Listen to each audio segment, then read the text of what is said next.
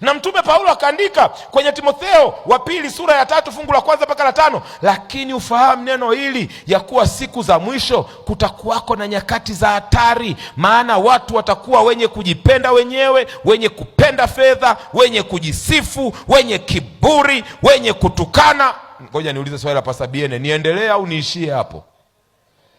Hili ndilo neno la Bwana, siwezi nikamalizia hapa. Wasiotii wazazi wao, wasio na shukrani, wasio safi, wasiopenda wakwao, wasiotaka kufanya suluhu. Jamani, niendelea au niishie hapo?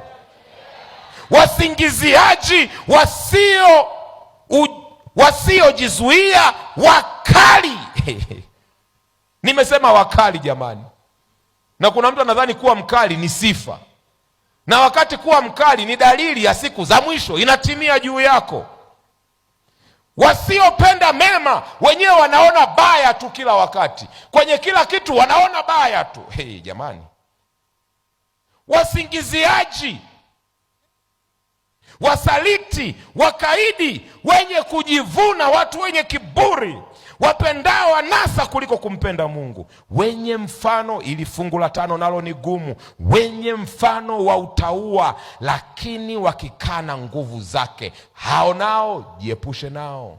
Kwamba siku za mwisho tutakuwa na watu wanaojifanya ni watu wa Mungu, lakini ndani yao hawana Mungu. Roho wa Mungu hana nafasi kwenye hao nao.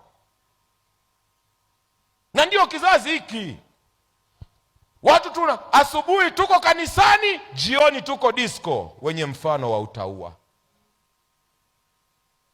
Akija kanisani anaimbisha kwaya, tumaini lenye baraka. Hiyo mikono, akifika nyumbani anamchakaza mama makofi.